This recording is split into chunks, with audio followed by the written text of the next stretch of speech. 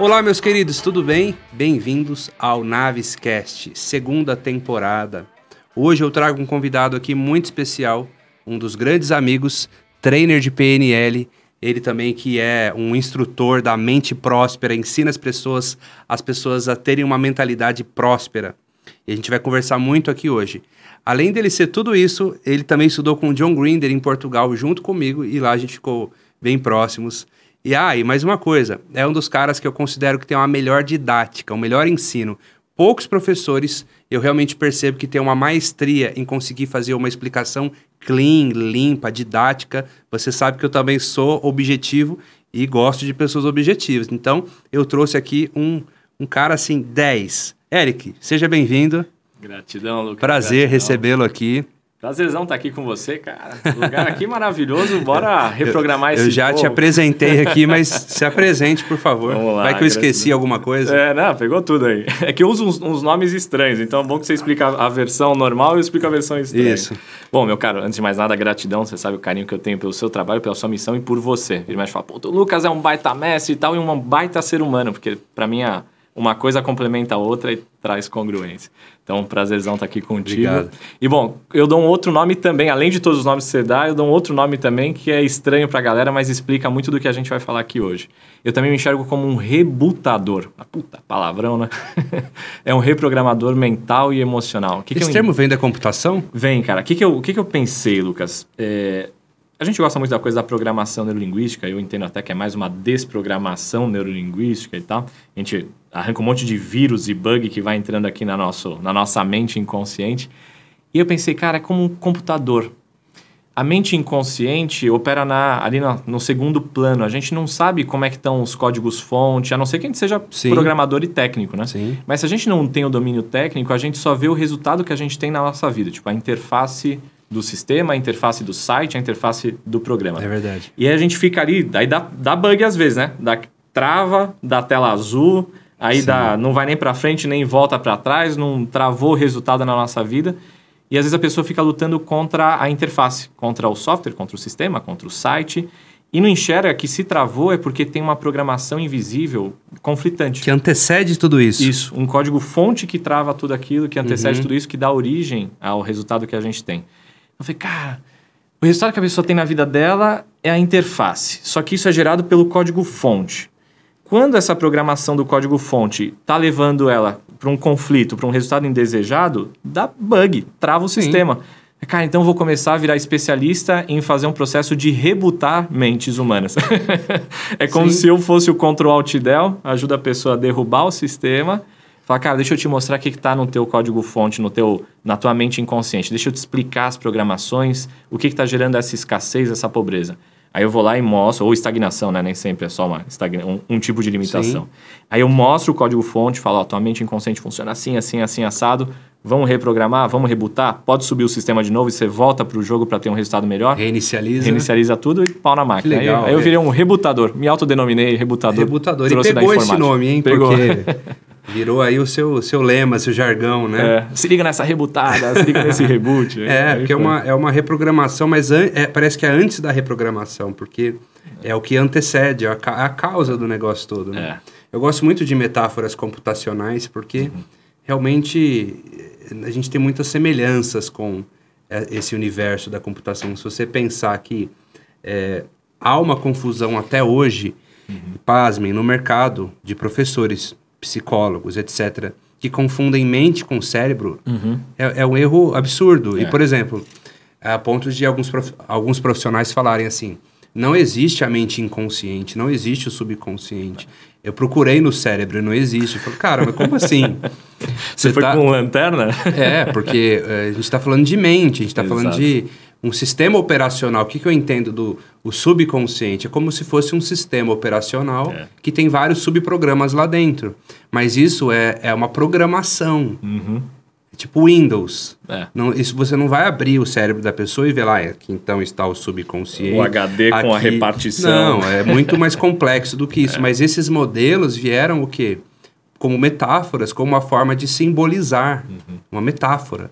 Então, a pessoa que fala que subconsciente não existe, ela não tem raciocínio abstrato para conseguir falar sobre metáforas. Ela só acredita no que ela toca. E como que você pega uma crença financeira na mão? Você pega a crença? Qual a prova científica que você tem uma crença limitadora financeira? Aonde fisicamente ela está instalada no cérebro, né? Onde esse neurônio aqui, esse é o da crença de que rico é tudo desonesto. Não existe isso. E de onde que parte seu viés de investigação para identificar esse código-fonte? Você usa de uma metodologia? É através de uma entrevista? A pessoa descobre por si mesma? Como que é? Cara, eu montei uma metodologia que eu chamo de reboot financeiro, na verdade, que aí deriva várias coisas a partir disso. O que para mim é o reboot financeiro? Eu juntei um monte de coisas que eu aprendi ao longo da minha existência com a minha vida e fui fazendo tentativa e erro, teste, ajuste, olhando o que funcionava, o que não funcionava e tal. Basicamente, da onde que eu reconstruo a coisa? Eu pego o resultado que a pessoa tem e começo a cavocar. Muito passa por crenças. Só que eu entendo que tem algumas coisas que elas parecem crenças, mas vão além. Por exemplo, padrões comportamentais, que a gente fala muito, vira e mexe, né? A pessoa tá ali condicionada.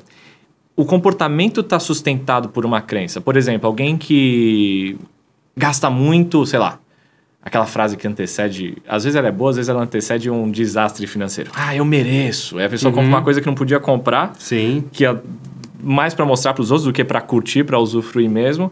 E ela fica repetindo esse padrão. Toda vez que ela não está muito bem emocionalmente, ela vai lá e compra coisas. E compra, tentando preencher um vazio que não se preenche com isso. Um vazio que deriva de outra coisa. Então, o que eu faço? Eu vou construindo do final para a origem. Então, olha, o resultado, tá? Qual é o padrão de comportamento que está dando origem a esse resultado? Putz, se a pessoa tem um resultado financeiro, não é por um episódio, não é por 2, não é por 3. É por uma sequência de repetições, né? Uma sequência de comportamentos que virou um padrão de comportamentos. Aí, olha, tem um padrão de comportamento. É um vírus, um bug financeiro. Aí eu vou lá e cavoco quais são as crenças por trás disso, com perguntas, né? Geralmente eu vou investigando com perguntas. Aí a pessoa vai achar em várias. Por que eu gosto de separar que nem sempre um resultado financeiro está sustentado só por uma crença? Porque às vezes um padrão comportamental ramifica em uma sequência de crenças. Por exemplo, uma pessoa que tem medo de empreender e chega uma oportunidade de empreendedorismo e ela foge daquilo, porque tem pavor daquilo. Não é uma crença que está sustentando isso, são várias crenças. E aí eu vou ramificando como se eu fosse abrindo uma árvore genealógica de hierarquia de crenças.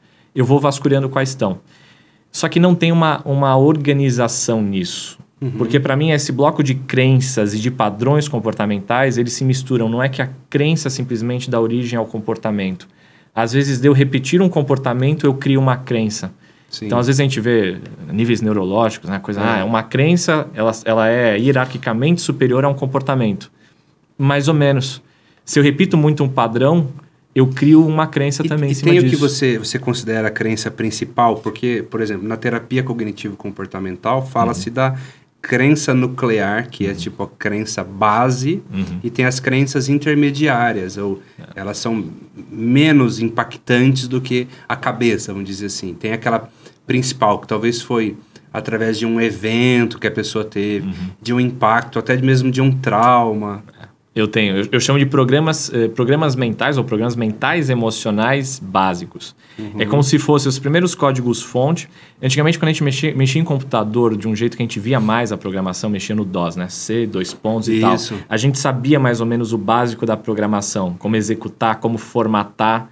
Então, para mim, essas crenças de base geralmente estão conectadas com episódio de forte impacto emocional. Sim, quase sempre isso está conectado com episódio de forte impacto emocional. E dela derivam outras crenças secundárias e outros padrões de comportamento secundários, que aí eu chamo de bug e vírus financeiro, né? Mental, emocional, financeiro. Então, esses programas mentais de base geralmente vêm muito na infância. A criança não... As pessoas acham que só tem um jeito de enxergar o mundo financeiro. Mas é porque a criança não tinha a menor realidade. Ela não saiu do útero da mãe pedindo dinheiro para pagar o obstetra. Sim. Ela nasceu, era uma tela em branco de programas mentais financeiros. Sim. Aí começa a criar os primeiros de base. Tipo aquele filme como se viesse Divertidamente. Um computador de fábrica. Isso. O disco rígido tá ali e não foi programado ainda. Entrou o sistema operacional e esse sistema operacional já dá um norte de como vai funcionar a operação daquele computador. Vai ser Windows. Vai ser Linux, vai ser iOS. Botou os programas de base. Então já sabe, cara, se é um Windows... algumas coisas faz, outras não faz. Se é um iOS, algumas coisas faz, outras não faz. Se é um Linux... Cara, isso interfere muito, porque são criação, valores, os inputs da vida que recebeu, onde estudou, onde não estudou, as experiências, a própria consciência da pessoa, se a gente for para um nível mais filosófico. Muita coisa. Eu creio que é tudo isso junto e misturado. Os padrões que viu dos pais... A genética e a epigenética. Exato. Inclusive, eu acredito que carrega muita influência. Carrega muito. A pessoa fala, mas como é que eu mudo isso? Eu não consigo mudar a genética. Falo, Sim, porque a epigenética sobrepõe a genética. Exato. A gente traz um código genético, né? Mas ele só vai ser ativado ou desativado, vamos dizer assim, dependendo do seu meio ambiente, dos seus comportamentos. Pense em saúde, né? A pessoa tem uma pretensão genética, uma predisposição genética a ter um tipo de câncer. Mas isso é uma probabilidade, isso não é uma certeza total, 100%, absoluta. Vai depender das escolhas do meio ambiente. Que vai disparar. Então, eu creio muito nisso. Só que eu atuo no que seria a epigenética desse sistema de computador financeiro. Então, isso já define para onde a pessoa vai na base. Mas os aplicativos que vão ser instalados depois, ou seja, os padrões de comportamento, as crenças e tudo isso, para mim, isso vai sendo desenvolvido ao longo da vida. A infância é muito forte nisso, mas não só. Assim, eu vejo muita gente que na infância vive uma realidade financeira e depois no começo da vida adulta muda muito. Começa a ter exposição a algumas pessoas que têm um padrão de vida muito maior do que onde elas cresceram. Principalmente a gente cresceu em situações muito simples, muito pobre, né? De repente a pessoa vai para um universo, começa a conviver com gente mais próspera.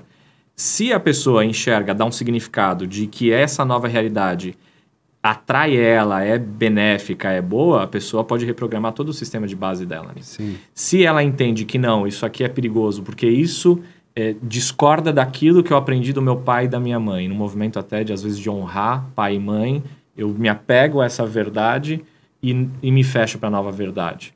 A pessoa vai ter mais do mesmo que ela carregou a vida toda. Eric, e você tem algum caso assim que você pode se lembrar de algum aluno que foi rebutado e que ele mudou a história dele, que ele começou, depois de uma nova programação, ele passou a ter realmente novos resultados, que ele refez a mentalidade? Você deve ter muitos, né? Muitos, mas cara. Tem algum que te marcou, assim? Cara, tem muitos. Assim, de tempos em tempos chegam uns que mexe, sabe? Principalmente quando envolve uma mudança da pessoa para a próxima geração, sabe? Quando o cara percebe o que ele está instalando... Um padrão que ele está trazendo do avô, filhos. Do bisavô, do pai. Isso mexe muito comigo quando pega esses padrões. Esses dias mesmo recebi um aluno que ele... um histórico super desafiador de dependência química, dependência um monte de coisa. E isso destruiu a prosperidade do cara, imagina. Na verdade, tem múltiplas prosperidades, né? A prosperidade não é só financeira. Na verdade, é uma das manifestações de prosperidade e riqueza que um ser humano tem. Riqueza, saúde é uma riqueza, relacionamento amoroso é uma riqueza, relacionamento familiar de qualidade é uma riqueza. Tem várias, né? Sim. E uma riqueza está interligada à outra, né? E aí o cara tinha vários problemas de dependência e tudo mais, e isso destruiu a riqueza financeira dele. E as pessoas acham, primeiro ele tem que curar a coisa da dependência para depois ter resultado financeiro. Sim e não. Uma coisa influencia a outra da mesma forma. Então, às vezes, a rebutada financeira transforma a rebutada emocional, transforma o resultado de saúde. Por quê? Porque o financeiro vai mexer com a autoestima do camarada. Você está mexendo lá na base da pirâmide de Maslow, né? Necessidade básica. Sobe tudo, muda tudo. Porque eu penso que, assim, até uma forma de você ajudar outras pessoas é tendo prosperidade financeira.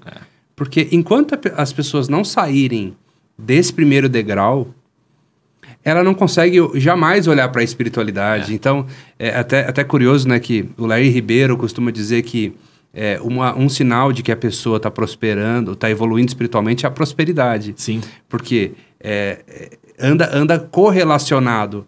Ou seja, qual uma forma de eu me espiritualizar? Primeiro, ficar próspero. E não o contrário. Tem gente que acha que eu tenho que ficar na miséria para encontrar a prosperidade, né? Mas, quando você encontra a prosperidade, você gera emprego, você cria produtos novos, serviços, você tem fornecedores, você tem muitas famílias ligadas a você. Então, aí, resolvendo essa questão, você tem outras prioridades na vida, que é se desenvolver intelectualmente, que é aprender mais sobre espiritualidade e tudo mais, né? Até, por exemplo, assumir risco, ousadia. Esse caso mesmo desse camarada, ele mexeu na autoestima dele, mexeu com a relação dele com as filhas. Ele estava sem poder ver as filhas porque a ex-esposa considerava um fracassado porque não prosperava há quase 1 ano. E aí o cara depois começou a prosperar financeiramente, a espiritualidade melhorou. Tudo melhorou. A autoestima melhorou, a confiança melhorou, a saúde melhorou e aí se reconectou com as filhas. Aí o cara fala, putz, cara, eu tava tão perdido de tudo e na verdade bastou você me virar, dar uma rebutada. A Siri tá querendo rebutar. Bastou você dar uma rebutada financeira e desencadeou um processo na sequência que hoje eu me reconectei com as minhas filhas. Fala porque eu olhava para as minhas filhas e eu não sei se elas pensavam isso, mas eu imaginava elas olhando para mim, para o próprio pai, e enxergando o pai como um fracassado. Cara, e a minha postura mediante as minhas filhas não era de pai. E se eu não assumo a postura de pai, se eu não tenho autoestima de pai, eu não consigo entregar aquilo que eu tinha que entregar como pai. Sim. Amor, proteção, cuidado e tal. Então eu concordo muito com isso, na verdade. A base financeira, ela vai gerando influência na espiritualidade, vai gerando influência na relação familiar. É sistêmico, né? Sistêmico. Agora, nós temos um software cultural no Brasil, assim como tem vários sistemas, subsistemas, o Brasil, o Estado, a cidade, são outros sistemas, né? Como que você vê o mindset cultural, financeiro do brasileiro? Cara, você sabe que isso é uma das coisas que mais me alegra e me desafia ao mesmo tempo. Por quê? É só por esse mindset cultural que a minha missão tem tanta importância e eu preciso alcançar cada vez mais pessoas. Eu tenho um senso de urgência de alcançar cada vez mais pessoas por causa disso. E, ao mesmo tempo, é uma barreira. Assim, é bom porque é material de trabalho para mim, é por ter todas as barreiras que eu tenho que reprogramar, mas, ao mesmo tempo, é um desafio. A gente vem puxando historicamente, tá? Eu vou desviar um pouco da coisa religiosa, mas vou botar um dedinho lá também. Historicamente, culturalmente, da onde vem uma parte da base cultural do nosso país? Vem da colonização europeia, ibérica, portuguesa especificamente, que vem de uma pegada muito católica. Tem um sistema, e o livro da Bíblia fala muito sobre programações mentais, financeiras, programações... É verdade. E para mim é um livro de prosperidade, inclusive. Total. Porque, por exemplo... É um manual de prosperidade. É um manual de prosperidade. Para mim, por exemplo, tem a parábola dos talentos. Para mim, aquilo é Se eu tivesse que escolher uma metáfora de prosperidade, é aquela. Porque as pessoas falam, talento é habilidade. Não é. A Bíblia fala de semear. É, o semeador, pô... E se você vai no estudo da coisa, talentos naquela época era considerado dinheiro, um talento, recurso, 2 talentos. Exato. E a pessoa enxerga aquilo como habilidade. Porque falta de profundidade traz ignorância, traz sistema de crenças limitado, traz julgamento, e aí quando eu julgo, eu me fecho, não evoluo. É verdade. E é um livro de prosperidade para mim. Só que tem alguns pontos que, por equívocos de interpretação, as pessoas interpretam que riqueza é problema, riqueza é negativo, quem é rico é gente de má índole. Tem uns problemas mentais lá que foram distorcidos, foram mal interpretados ali dentro. E aí, quando essa cultura vem para o Brasil, você tem uma influência. Se uma criança, por exemplo, fala que quer ser um milionário, um bilionário, um multimilionário, facilmente vai ser vista por todo o sistema familiar. Sim. As famílias, eu estava comentando isso com a minha esposa hoje cedo, falei, cara, olha que coisa. Tem um parente meu que prosperou lindamente, magnificamente, eu admiro porque também se tornou um ser humano incrível em outras áreas, né? Tem uma influência, não é uma equivalência absoluta, mas existe uma influência. Para o cara chegar a jogar um jogo tão forte como ele jogou, abriu capital agora recentemente, empresa bilionária e tal, para ele chegar nesse jogo, ele precisou se reprogramar inteiro. Ninguém toca uma operação tão grande sem conseguir conduzir a si mesmo, né? E esse cara, naturalmente, poderia ser mal visto pela família. É que a nossa família já ressignifica muita coisa. Tem muita gente já no caminho da evolução pessoal. Mas muitas famílias enxergam que aquele primo, aquele irmão que prosperou, é aquele que quis transformar a família em negócio, aquele que é raso, aquele que explora os outros, aquele que não ajuda... ele prosperou tanto e não ajuda... Que só esqueceu cuida da dele, gente, esqueceu das raízes e tal. E essa pessoa é mal vista. ou na infância, ou depois na vida adulta quando prospera. Sim. E geralmente não tem reconhecimento ou apoio já das pessoas mais próximas. Isso por uma sequência cultural nossa que é quase um pecado você prosperar financeiramente. Sim. Você vai para uma outra cultura. Vamos pegar a cultura norte-americana. Não estou aqui fazendo ideologia, a cultura norte-americana. Claro, tem coisas boas, tem coisas sim. que eu acho que não são tão boas. Enfim, assim como a cultura brasileira. Amo o Brasil, amo a cultura brasileira, mas o nosso ponto forte às vezes é o nosso ponto fraco ao mesmo tempo, né? Nossa alegria às vezes é um deixa a vida me levar que destrói a gente. A cultura americana, uma outra colonização, uma cultura... Lá foi povoamento e aqui foi de colonização. Totalmente Já diferente. começou diferente. E lá, a iniciativa do empreendedorismo, por base calvinista, por base de outras vertentes religiosas, por outras visões de mundo, por outras interpretações, às vezes da mesma Bíblia, inclusive, lá o empreendedor é bem visto. Majoritariamente, não todo mundo, né? Em maioria. Sim. Lá o rico, em geral, é admirado pela maioria. Sim. Né? Sempre vai ter uma minoria, né? Pela meritocracia dele. Pela meritocracia, por quem ele teve que se tornar para conseguir prosperar. Ou seja, existe uma programação mental e emocional vigente que já leva a admirar a maior parte dos empreendedores, a buscar ser um empreendedor. Aqui o próprio sistema meio que vai contra o empresário. Ele chega até a punir esse sistema.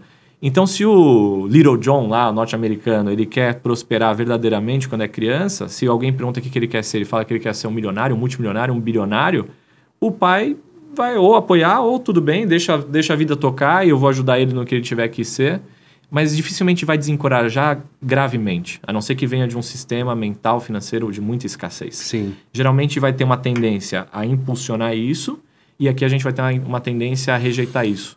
Como se não fosse puro, como se fosse menor, como se fosse negativo, como se fosse ruim. Quando não é. Quando no final das contas é só uma ilusão de que dinheiro não significa verdade, não significa alguém puro, não significa Sabe alguém que eu sou formado em administração de empresas também, né? E algo que me incomodava muito na faculdade é que eu imaginei que eu fosse aprender sobre prosperidade com os meus professores. Então, por exemplo, com todo respeito, né? A faculdade que eu estudei, né? Fui bem formado, né? Mas assim, você ia ter aula de empreendedorismo, geralmente com um professor que nunca empreendeu. Não é? Você ia ter aula de publicidade, de marketing com um cara que estava com um livro de marketing dos anos 50, que não sabia nem o que era marketing digital. Então, você vê aquela coisa arcaica. E outra coisa que me incomodava era que a crença da faculdade era para te transformar num bom empregado. Tipo assim, você tem que chegar na empresa e fazer tudo certinho e organizar isso. Não, mas eu quero ser o dono da empresa. Né? Aí soava com maus olhos isso. Então, eu tive que fazer no meu caminho paralelo. Eu fui pesquisando, até para fazer o Afortunadamente, modelando pessoas prósperas. Por quê? Eu penso que você vai aprender prosperidade com quem prospera. Com um mega empreendedor. Você vai aprender uma melhor metodologia de aprender uma língua rapidamente com um poliglota. Nem sempre é com a escolinha de inglês. Né? Então, assim, a gente já não vem de uma cultura financeira que impulsiona. Né? Como você falou, tem muita barreira, muito preconceito. Se você não tiver uma influência familiar com relação a isso, você vai ter que buscar fora. Na faculdade, você também não vai encontrar isso. Onde que você vai encontrar isso? Você vai encontrar em quem faz isso. Então, dos questionamentos que eu me fiz na época da faculdade quem realmente é próspero financeiramente? Quem é um puta administrador de empresas? Quem são os caras? Eu fui ver que esses caras, a grande maioria esmagadora, não era nem formado em administração de empresas. Então, claro, me formei, foi muito bom ter me formado, porque hoje no meu Instituto Lucas Naves, né, eu não sou só o trainer que dá aula, eu sou o gestor do meu instituto, que é uma empresa que se tornou grande. E eu uso habilidades de organização, de administração, financeira, inclusive, no meu negócio. Tenho investimentos, trabalho com outros ramos de atividade. Isso é muito bom. Mas na faculdade, eu não encontrei o caminho da prosperidade. Eu encontrei o caminho para servir alguém que já é próspero. Ou que tem uma visão de prosperidade. É o que você pensa também? Cara, tinha um amigo meu, Lucas, ele falava assim, eu sou músico também, né? Você também é músico, somos músicos. E eu tinha um amigo meu... A gente é um pouco de tudo. Além de empresário e tal. E um amigo meu falava assim, cara, isso me marcava muito. O segredo, genial esse cara. O segredo é é não permitir que a faculdade atrapalhe os seus estudos. Não, repete essa. O segredo é não permitir que a faculdade atrapalhe seus estudos. Cara, pior que é mesmo, porque a gente aprende o beabá ali, mas isso não determina nada. Cara, o próprio Elon Musk outro dia falou que tudo que é ensinado na faculdade pode ser aprendido de maneira autodidata no computador, se você tiver organização para você aprender aquilo. E muito melhor às vezes, e às vezes com acesso tirando a quem faz. Sei lá, uma medicina, uma capacidade de cirurgia, conteúdos teóricos, assim, você tem tudo. Que até algumas dessas coisas também, não tudo, mas algumas dessas também é questão de tempo para que daqui a pouco fique igual. Eu acredito nisso. E é muito massa, cara, porque você pensa assim, né? É a faculdade bitola. Bitola. Então, a gente estava falando agora há pouco, antes de começar o podcast, né? Que às vezes o sistema, que deveria ser para libertar, ele aprisiona, né? Às vezes a pessoa vai estudar algumas áreas que foram levantadas por grandes expoentes da humanidade. Vou estudar marketing porque eu quero aprender o jeito da Apple de fazer as coisas, porque eu quero aprender o jeito Disney de fazer as coisas e tal. Só que o cara, às vezes, se fecha num sistema de dogmas que se não tá na cartilha do jeito Apple, do jeito Disney, do sistema Toyota, ele não quer saber. É como se fosse errado. Só, cara, eu penso assim, a gente vai lá para estudar, para modelar, supostamente. É o que eu enxergo que deveria ser. Modelar bons princípios da história da humanidade. Sim. Só que os expoentes que trouxeram bons exemplos, muitas vezes era gente de vanguarda que estava jogando a cartilha pro alto, não estava nem aí, queria desafiar o próximo padrão, queria romper o próximo limite. O sujeito vai estudar, sei lá, psicologia, vai estudar marketing, vai estudar administração. Ele não enxerga que os grandes nomes, sei lá, não vou falar os nomes aqui, que senão eu vou levantar um preconceito de um povo aí, mas vamos vamos pro lado do marketing que é mais fácil. Steve Jobs, Walt Disney, sei lá, qualquer um desses caras. Kotler, sei lá, qualquer um desses caras. Que esses caras desafiaram o status quo, o modus operandi. Fora da caixa, totalmente fora da caixa. Vários desses caras são sui generis. O cara criou um negócio que não existia, rompeu com o histórico e criou uma nova realidade. Steve Jobs. Aí o cara vai estudar a visão de Steve Jobs, só que ele quer colocar a visão de Steve Jobs numa cartilha, e não é. São princípios daqui para algo que nem existe mais. Se o cara quer ser o novo Steve Jobs, então não adianta ele olhar para o que ele começou numa garagem, né, cara? E assim, ele criou uma necessidade. Você que tá aí, você que tem iPhone, tá? Você vive sem o iPhone, né? Ou sem o Samsung, sei lá. Ele criou uma necessidade. As pessoas dos anos 70, 80 não precisavam ter um celular, não tinha um celular. Hoje a gente precisa ter um celular de última geração, porque a gente trabalha por ele, a gente faz tudo por ele. Então, ele foi muito genial no ponto de vista estratégico, de marketing, ele e toda a equipe dele. E que entendia de ser humano, né? Você vê que geralmente esses caras, eles entendem muito de programação mental, programação emocional, do que as pessoas querem. Cara, ninguém sabia que queria isso, ninguém sabia que precisava disso. Hoje em dia a gente quer e precisa disso. E ainda desafia leis de economia, de mercado. A gente está usando a eletricidade, que também houve uma época que não precisava. Antes do Thomas Edison desenvolver a lâmpada, não precisava disso. Hoje a gente precisa. Não faria o podcast sem tudo isso. Ia ter que acender um fogo aqui, alguma coisa. Já pensou? Você que está aí assistindo, você não podia nem assistir isso aqui, nem ia ter acesso a isso aqui se não fosse... Ia pegar fogo no estúdio. Algum maluco pensando em algo muito fora. Então, assim, eu enxergo que esses caras são de vanguarda, eles romperam padrões, eles enxergaram daqui para frente, entendendo as boas práticas do passado, mas enxergando daqui para frente. E aí tem gente que quer prosperar e ficar preso na cartilha que a faculdade entregou pronta. Cara, a resposta nem sempre está lá. Quer dizer, geralmente não está lá. Geralmente ela tá formatada para te travar numa cartilha. E o que é sensacional é que hoje a gente consegue modelar os grandes nomes, sei lá, Flávio Augusto da Silva, Steve Jobs, outros caras que o conhecimento deles está solto na internet. E alguns ainda vivos, alguns operando em rede social, alguns que dá para modelar. E os caras ensinam. Ensinam. O Flávio Augusto não precisava ter Instagram, cara. Eu e você, a gente não precisava estar no Instagram. Por que a gente está lá? Tem uma missão nesse negócio todo. E hoje você tem bilionários que, por missão, estão fazendo isso de entregar conteúdo de qualidade gratuito. Flávio Augusto, o cara dedica 1, 2 horas por dia para ficar respondendo perguntas. Pô, 1, 2 horas... Um cara que é bilionário. Um cara que é bilionário, qual que é o valor disso? Quanto custaria essa mentoria com Flávio Augusto? Tá lá. É verdade. Todo dia você tá respondendo um monte de coisa, todo dia eu tô lá ajudando minha audiência, minha galera. Tem uma missão. É só pegar e modelar e aplicar. Não tem mais que ficar batendo cabeça. Tem princípios... universais da prosperidade, né?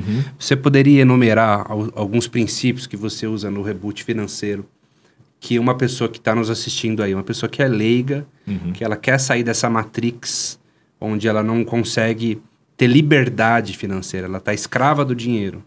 Quais são princípios que ela pode aplicar na vida dela, começando? Vários. Do básico, pelo menos. Vários. Primeiro, o dar e o receber vibra na mesma frequência. Até uma parada mais do que financeira, né? O dar e o receber vibra na mesma frequência. Existe uma sequência. Na mesma frequência e na sequência de primeiro agregar valor e depois receber de volta como consequência. Tem gente que faz o que faz profissionalmente em busca do dinheiro porque o dinheiro é a causa, não é a consequência. A pessoa tem uma energia de tomador, a pessoa tem uma energia de que eu só faço o que eu faço porque você me paga. Se você não me pagar, eu não faço. E ainda, se você não me pagar depois de eu ter feito, eu quero tudo que eu fiz por você de volta, se eu puder ter de volta. E se você não me entregar de volta, eu sou extremamente ingrato com você pro resto da vida. Você traduziu o pensamento da escassez. É o ciclo da escassez, cara. Tudo invertido, né? Tudo invertido. Ao passo que o cara a vibração da prosperidade, ela, primeiro, eu sou um doador. Primeiro, eu agrego valor na vida dos outros. Primeiro, eu resolvo problemas dos outros. Eu não quero fugir de problemas, eu quero problemas. Me manda algum aí que eu vou ajudar a resolver. Tem até uma frase que eu digo no Afortunadamente, que a sua habilidade de fazer dinheiro está intimamente... A sua habilidade de fazer dinheiro está intimamente ligada à sua habilidade de resolver problemas. Porque se você se torna um especialista em resolver alguma demanda, e você, ou seja, está entregando algo de valor para a sociedade, naturalmente você vai ser recompensado por isso. É só aprender a monetizar. Isso. A gente fala assim, mas Lucas, eu faço tudo por todo mundo, ajudo todo mundo, mas não vem o retorno. Viu? Ou é uma questão daquele contexto, ainda não é aquele contexto, mas você depende de duas habilidades para monetizar. Agregar valor e receber a prosperidade. Perfeito. Eu falo assim, você precisa, resumindo, para prosperar, você precisa criar um produto, um serviço inovador, original, sem copiar. Você precisa ter uma forma de lançar isso. Você precisa ter alguém, ou você mesmo, ou uma equipe para gerenciar, cuidar das finanças disso. Você precisa de vender isso, de ter um pós-venda, fez o caminho, fez a tarefa de casa e depois você escala. Aí você tem que ter uma forma de escalabilizar o negócio. Porque tem muita gente que vende bem, que tem um bom produto, mas é aquilo, eu vendo pro Joãozinho, pra Maria e pro Joaquim. E é aquilo. Não tem escala. Sendo que ele poderia replicar aquilo para milhares de pessoas. E hoje em dia, com a internet, com tudo isso que está acontecendo, que está cada vez mais acelerado, não usar a escala que o mundo digital traz é bizarro. Não é só no digital, né? Tem outros tipos de escala. Aí você falou também do dar e receber. Quais outros? Na mesma frequência. E aí, pegando já o gancho desse programa que você trouxe, tem um também muito parecido que eu penso. Que é você prospera na mesma proporção que você agrega valor na vida de outras pessoas. Ou que você resolve problemas na vida de outras pessoas. E aí eu subdivido isso em 3 princípios. Em quantidade, que tem a ver com a escala que você trouxe. Você vê, a gente fala os mesmos princípios, porque são sempre os mesmos, só que entregues com roupagens diferentes. Em quantidade, ou seja, quanto maior a quantidade de pessoas que eu resolvo problemas, que eu agrego valor, que eu me dou, que eu entrego, né, o dar e o receber... Quanto maior a quantidade de pessoas, mais eu recebo prosperidade. Em quantidade, em profundidade, ou seja, quando eu resolvo um problema profundo na vida de alguém, você resolve, eu também considero que eu resolvo também. A gente vai lá e resolve uma história inteira de vida muitas vezes. A gente não transforma, mas a gente é o garçom que dá as ferramentas para que a pessoa se transforme. A gente entrega as ferramentas para que a pessoa se transforme, a vida inteira dela. A família dela, como esse caso que eu falei agora há pouco desse aluno. A história da próxima geração da família dela, uma qualidade de vida, um monte de coisa, é um problema profundo. Uma coisa é eu resolver eu vender uma água ou uma coisa rápida ali que a pessoa precisa, mas ela mais ou menos conseguiria resolver de uma outra forma com uma outra pessoa, numa outra metodologia. Outra coisa é eu ter um produto, um serviço, uma mensagem, uma experiência que eu resolvo um negócio muito profundo, um problema, uma dor ou uma ambição muito profunda daquela pessoa. Quanto mais profundo for, mais intensa a prosperidade que vem como consequência. E tem uma terceira via que se conecta com essas duas, que é você prospera também na mesma proporção que você agrega valor na vida das pessoas, resolvendo novos problemas das mesmas pessoas. Você resolve com uma metodologia, depois você entrega um outro curso, depois uma outra mentoria, depois uma outra formação, depois um outro... Tem uma sequência, uma esteira. Uma esteira inteira. Ou seja, você vai resolver não só uma dor daquela pessoa, não só uma ambição, uma sequência. Eu faço a mesma coisa. Então, eu consigo prosperar ainda mais, porque da mesma pessoa eu vou indo cada vez mais profundo. Porque não é só resolver o problema, é manter aquilo. É igual a pessoa que procura um profissional especializado em emagrecimento... E aí ele te ajuda a emagrecer. E aí você atinge o objetivo, você para de ir na pessoa e você volta a fazer o que você fazia antes. Já era. As mesmas estratégias vão levar aos mesmos resultados, você vai voltar a engordar. E agora esse pós é muito importante, né? Ou seja, cheguei até aqui, e agora? Como que eu mantenho, como que eu melhoro? Porque sempre tem para onde melhorar. E aí que tá. Qual que é o próximo nível, Qual que é o próximo nível. E é um dos princípios também do que eu ensino. É 1% melhor todo dia.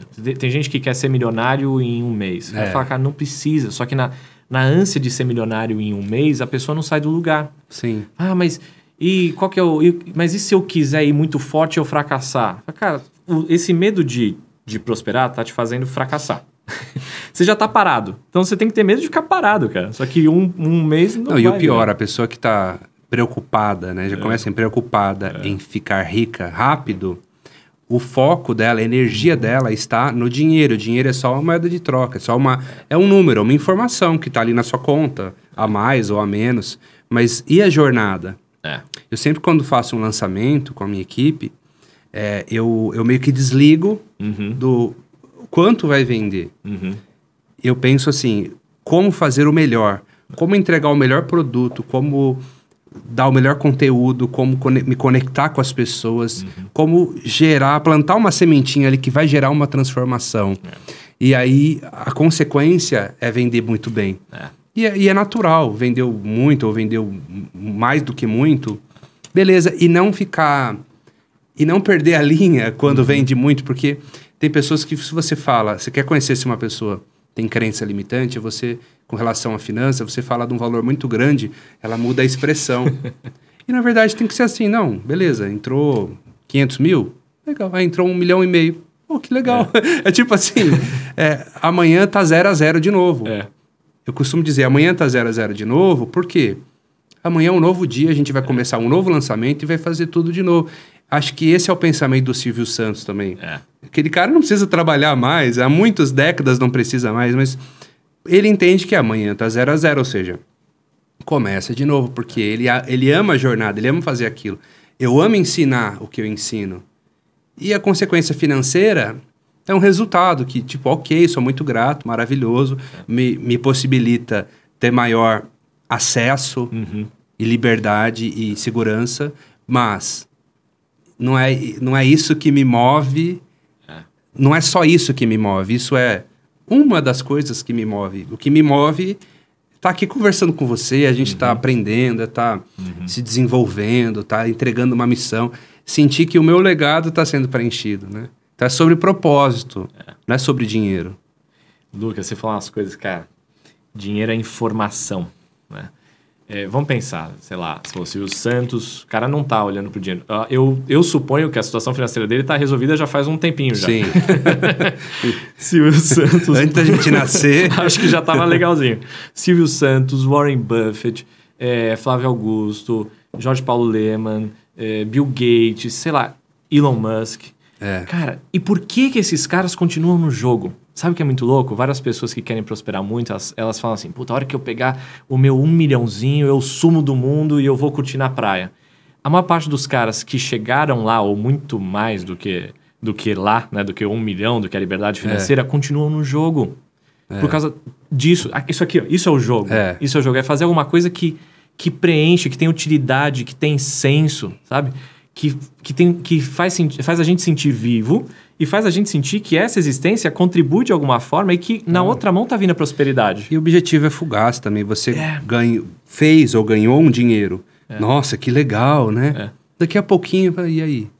Tipo, o que nós vamos fazer? Não é? Pra que serve isso daqui? Pra que serve isso daqui, né? São pontinhos no jogo. É um placar, cara. E eu penso, dinheiro é informação, eu penso, dinheiro é feedback.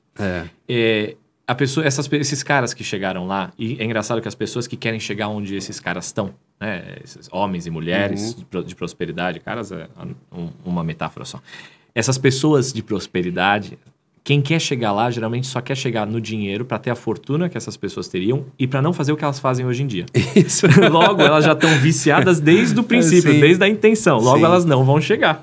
Não vão. E aí, o que acontece? Não tem nada de errado o cara montar uma estratégia para ele monetizar. Não tem nada de errado. Mas na hora que ele vai pra... Não tem nada de errado o time, no bastidor, montar uma estratégia para ganhar o jogo. Mas na hora que vai pro jogo, o placar é só feedback. O faturamento é só informação. O rendimento mensal é só resultado. É só consequência, não é causa. A pessoa às vezes fica tão apegada ao resultado, fica tão apegada ao dinheiro, correndo atrás de dinheiro, que escorre entre os dedos. É como um time entrar para jogar e ficar querendo ganhar o jogo olhando pro placar. Cara, o que ganha o jogo é a energia que o sujeito entra em campo. O que ganha o jogo é como a pessoa fala, é como ela pensa, é como ela enxerga, como ela se mexe, como que o time se relaciona. Ela evoluir, no final das contas. É sobre a pessoa, não é sobre o placar. Perfeito. O placar é o dinheiro, o placar é o saldo bancário, o placar é o patrimônio. Só que a pessoa vive a vida olhando o boleto, o patrimônio, o saldo, olhando o placar. Lembrando que não tem problema nenhum. Você que está em casa, você prosperou e dá uma diminuída no ritmo. Sim. Passear mais, descansar mais. Não tem problema algum nisso. O problema está em você ter como meta de vida parar. Cuidado com essa linguística. Parar. Tem até um dos caras que eu sigo, que é o Renato Cariani, que ele fala que o patrão dele dizia que aos 60 anos ia parar. Ou seja, ia se aposentar. E o cara, se não me engano, morreu no dia que ele falou que ia parar. Ele parou mesmo. Parou. O coração parou. Parou. A vida Ele foi a programação a vida inteira afirmando que ia parar.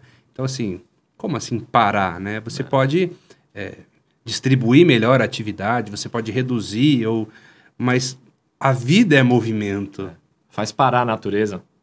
Só na morte, e nem na morte, na verdade. Até na morte tem transmutação e movimento. Tem, né? tudo se move o tempo todo. Não, as pessoas buscam, Eric, estabilidade. E aí, que é parar. Existe estabilidade? É a ilusão de parar. É o mais perto de parar. O universo não é estável, nada é estável. Ou seja, é uma percepção ilusória, porque tudo tem movimento. Você pode estar na estabilidade, que pode vir para uma instabilidade, depois de estabilidade de novo. Ou seja... O equilíbrio pode até ser uma tendência, mas no final das contas não é estabilidade, né, cara? É uma ilusão. Eu considero que estabilidade, inclusive, é um dos vírus que eu luto contra, que isso trava boa parte da prosperidade de muita gente. Trava. É uma ilusão de prosperidade. Eu falo de estabilidade. Eu falo, mas aonde está a estabilidade? Só que a pessoa instalou o programa mental e emocional, que quando ela ouviu lá que ela tinha que estudar bem, bonitinho na faculdade ou pelos pais... Estudar bem, tirar nota alta, se formar, ser um profissional bonitinho, fazer tudo certinho. Vender 5 dias de trabalho para ganhar 2. Trabalhar a vida inteira para ter 15, 20 de aposentadoria. E ficar feliz da vida quando chega no final de semana. Viver 5 dias se arrastando para 2 dias de felicidade. E aí vai ser 5 dias contra 2. Vai ser essa a proporção que a pessoa vai ter de sofrimento e vida. Total. Não faz sentido, né? Para mim hoje tudo se mistura. Lazer, vida profissional, trabalho quando não é trabalho. Pra mim é uma mistureba. Eu gosto disso. Tem que ser prazeroso. Tem que ser gostoso, né? Eu não tô aqui trabalhando, eu não sinto que eu tô aqui trabalhando. Eu falo, agora eu vou pro trabalho, agora o negócio é sério. Eu não vivo essa experiência. Perfeito. E é engraçado, às vezes a pessoa tem uma programação mental e emocional de que não, agora tem que se formar, arrumar um emprego e ser estável para ganhar um saláriozinho, benefício... e o 13º ou o PLR e eu vou viver feliz da vida. Só que estabilidade é essa onde a decisão da sua vida financeira está na mão de outra pessoa. Total. Ou de uma pessoa, de um conjunto de pessoas. Que num dia, por um motivo ou outra pessoa fala, quer saber? Hoje eu vou demitir o Eric. Hoje o Eric está fora do jogo. É a carta fora do baralho. Mas aí vem o benefício, aí vem a garantia. A garantia que só te deram porque é o jogo de criança que não se garante sozinho. O jogo de adultos, os adultos se garantem. Né?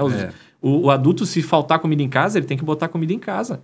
A criança, se faltar comida em casa, algum adulto está resolvendo esse problema. Às vezes a gente cresce, mas não cresce na mentalidade financeira, não cresce na emoção financeira. E externaliza isso no que verbaliza. Eu quero ganhar dinheiro. Quem ganha dinheiro é criancinha, que ganha mesadinha. Ou quem ganha uma herança. Eu ganho uma herança. E olhe lá ainda, porque ainda... A gente faz dinheiro, né? Faz dinheiro, conquista dinheiro. Eu soltei uma frase minha esses dias que está muito alinhada com isso. Que é, ninguém tem resultado. Ninguém obtém resultado. Ninguém ganha dinheiro. Ninguém ganha resultado. A pessoa cria resultado. Com uma intencionalidade, ela faz algo, agrega valor em algo E como consequência, ela recebe dinheiro, recebe a prosperidade, conquista a prosperidade. Mas ninguém ganha. Ganhar implicaria não fazer nada, implicaria estar parado. E Parado nada impede dela se sentir próspera antes mesmo de ter dinheiro. E que, inclusive, para mim é uma das bases. É a base, né? Não eu me arrumo para prosperar. Não, você já prospera internamente para... Só vou me arrumar depois que eu prosperar. Não, Exato. você já se sente próspero para você ir com outro posicionamento. É como ir para o jogo, né? Vai para o jogo já se sentindo vitorioso, já sentindo que você vai ganhar para realmente o sistema inteiro se alinhar. Olha só, tem uma pergunta aqui do nobre professor Rogério Castilho, grande mestre Castilho, muito dele. Escreveu aqui o seguinte: em quais áreas se pode ser próspero além da financeira? Todas.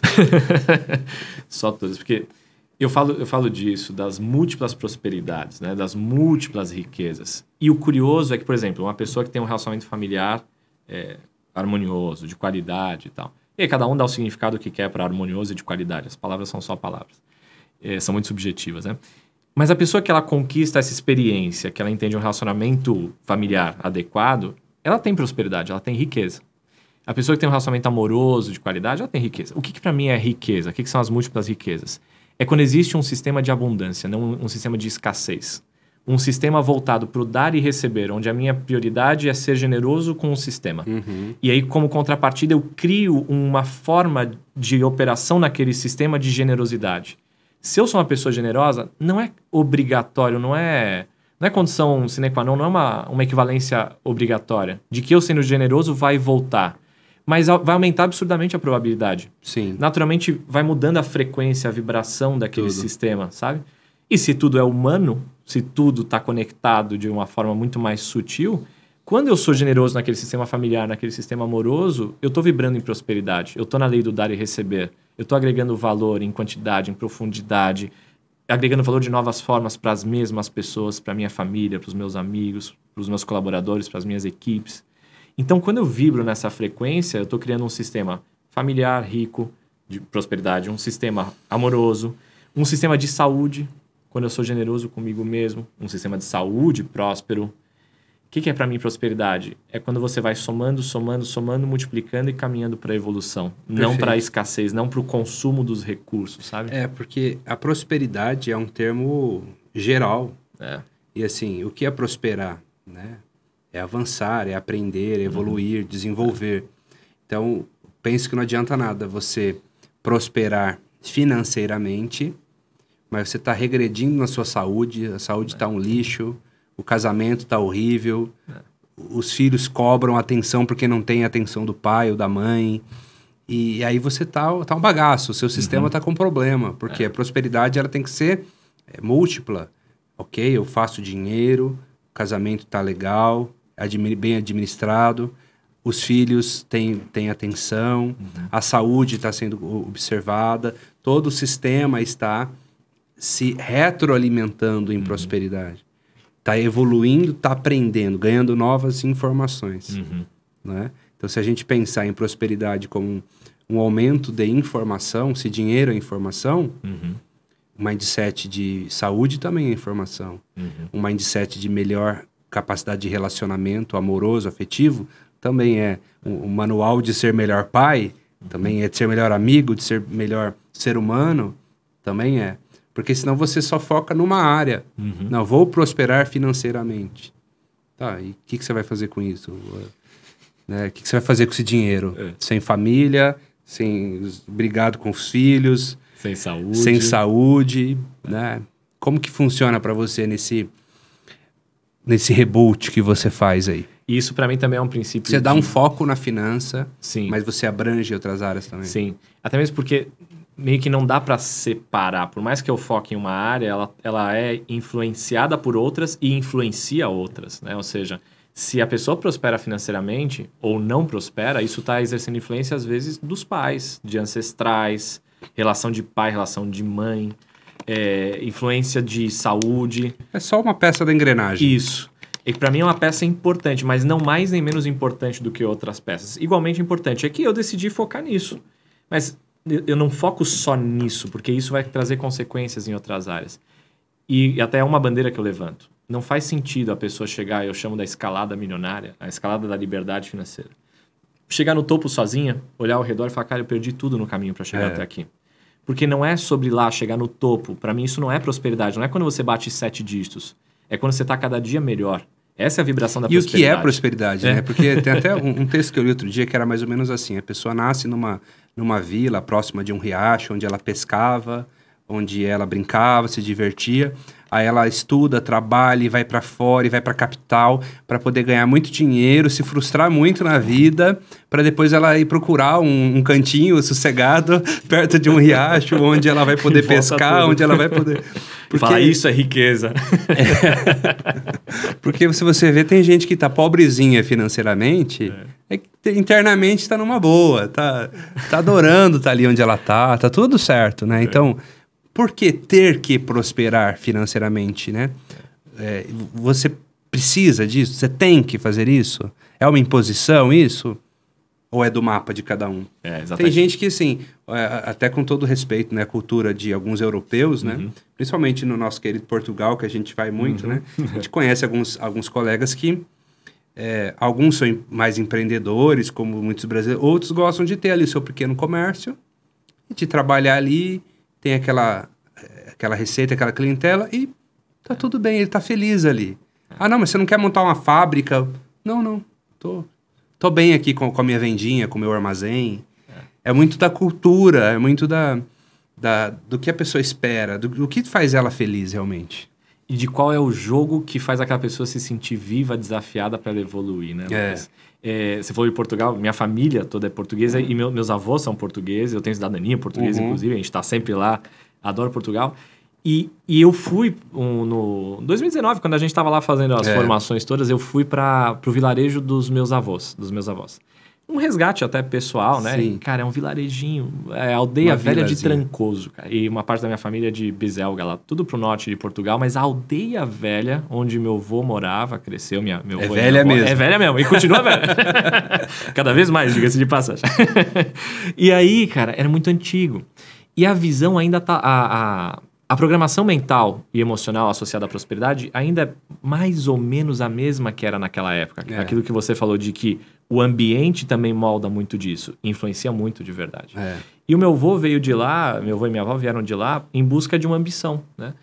E muitos, na verdade, o Brasil tem muitos imigrantes que eram ambiciosos ou que saíram de uma dor ou que vieram em busca de uma ambição. A minha família veio em busca de uma ambição. E meu avô cresceu muito, prosperou muito, teve um resultado muito bom. E até hoje, algumas pessoas falam, não, ele era diferente. E ele adorava isso. E alguns consideram que esse era um jogo melhor, outros consideram que é um jogo pior. Eu não acho que é melhor nem pior. Eu acho que essa era a visão dele de prosperidade. Para alguns parentes meus, continua sendo criar as cabras, as ovelhas. E esse é o jogo. Ou seja, o conceito de prosperidade é subjetivo. É subjetivo. Só que, por exemplo, essa parte da minha família que está lá dentro da aldeia, que fica cuidando das terras e das ovelhas e das cabras, ainda se desafia numa prosperidade. O que me fascinou foi isso. Eu olhei e falei, olha que loucura, cara. Esse pessoal aqui quer ter os animaizinhos cada vez melhores, quer ter... tem gente que cuida da terra, quer ter a terra cada vez melhor, quer ter cada vez mais animais para cuidar, para ter leite. Então, existe um princípio de prosperidade. É que é diferente. Só que a prosperidade clássica que a gente enxerga, que é o jogo financeiro de prosperar, empresário, investimento e tudo mais... Em geral, ela desperta grandes paixões. E algumas pessoas, elas consideram que isso ou é muito melhor ou é muito pior. E no final das contas, é só uma metáfora diferente de um jogo que busca multiplicação e evolução. Então, prosperar, para mim, é multiplicação e evolução. Nada mais do que isso. E não tem nada de errado nisso. Esse é o jogo que eu gosto. Outros gostam de outro jogo. Eu não ensino quem quer, quem quer cuidar da terra lá, como os meus parentes lá querem. Não é esse o meu jogo. Então eu ensino quem quer o tipo de prosperidade mais clássica. É o meu jeitão. Mas não tem nada de errado com isso. Vira mais entram os haters na internet e falam, mas você é só material. Eu falo, não é material. Você não tem ideia que isso pra mim é um resgate pessoal, é a minha vida, é a minha história. Tem uma coisa até espiritual pra mim nesse processo todo. É muito mais profundo. É muito raso falar que é só uma coisa. Só que o raso tá em quem enxerga, não em quem executa. Isso, né? Perfeito. E isso se vira contra a pessoa, né? Porque se eu taco pedra, eu tô lá na arquibancada, eu tô tacando pedra em quem tá no jogo da prosperidade, o jogo que decidiu jogar. E eu tô tacando pedra em quem tá lá embaixo, em quem já prosperou e tudo mais, isso vai se virar contra mim, porque eu nunca vou entrar em campo para valer. E se eu quiser entrar em campo, eu criei um juiz, um atirador de pedras, não vai, né? E eu vou entrar no campo, eu vou imaginar que tem alguém lá, que sou eu no passado, tacando pedra em mim. Isso é o que impede um monte de gente de ir para a internet, de vender coisas, de prosperar coisas, porque a pessoa julga vendedores, julga pessoas prósperas, ela fica atacando pedra em todo mundo. Aí quando uma parte dela quer outro conquistar, princípio aí da prosperidade, que é não julgar, aprender. Aprender com quem faz, né? Eric, querido, foi uma delícia esse papo. Show, curti demais. Lucas. Você tem alguma hashtag que você costuma usar nas suas aulas, alguma frase, alguma palavra? Eu tenho vários. Eu tenho o reboot financeiro, hashtag reboot financeiro. Reboot financeiro. Hashtag R7D, que são os rebutadores milionários, que é a minha comunidade. Cara, hashtag, sei lá. Reboot. Hashtag reboot. Hashtag reboot. Reboot, como é que escreve? R-E-B-O-O-T. 2 Os-T. Hashtag reboot. Só para você que ficou aqui até o final, pra gente saber que você ficou até o final, você vai escrever hashtag reboot, que isso já vai ser uma mensagem aí para sua mente que você precisa rebutar e já está rebutando.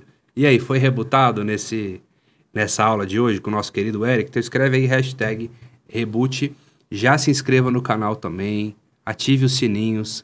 Eu deixo as redes sociais do Eric aqui na descrição do vídeo para você seguir. Eric, faça suas considerações finais. Ora, bom, antes de mais nada, gratidão, Lucas. Massa demais estar aqui com você, com a tua galera. E o que eu quero deixar como mensagem principal para a galera é o seguinte: você merece prosperar. Você merece prosperar por você e pelas pessoas ao seu redor. Não tem nada de errado com isso, muito pelo contrário. Prosperidade te dá impacto, te dá alcance, não muda quem você é. Só dá mais alcance, só dá mais impacto, só dá mais força, dá mais poder, potencializa as coisas, tá? Se você considera que você tem algo de bom aí dentro de você, uma mensagem boa, uma pessoa generosa, uma pessoa que quer colaborar para um sistema, quer ajudar o mundo, a sua família, sua comunidade, não interessa o que você queira disso. Você merece prosperar, não tem nada de errado com isso. Você tem a missão. Tem uma frase, eu não lembro de quem é a autoria, mas diz que quando você se diminui, quando você se esconde nas sombras, você não ajuda ninguém se diminuindo para dar espaço para o outro. Pelo contrário, você atrapalha. Atrapalha porque você poderia ser muito mais amplo, ter mais alcance, mais impacto, fazer melhor por mais pessoas ou de formas mais profundas, e você diminui o seu alcance. Então, se prosperidade para mim é impacto, é alcance, você merece, e nós, o mundo, o sistema ao seu redor, precisa que você prospere. Vale a pena. No que é o seu senso de prosperidade, tá? Mas é um senso de não se economizar, não se diminuir, se expandir, se multiplicar e conseguir ter um alcance maior. A gente precisa de você. Maravilhoso. Muito obrigado, meu amigo. Valeu, Lucas. Então é isso. Muito obrigado. Se inscreva no canal, siga o Eric e até a próxima Navescast. Ok? Até o próximo Navescast. Sempre um grande prazer trazer conteúdos de valor para você aqui. Muito obrigado e até mais, pessoal. Tchau, tchau.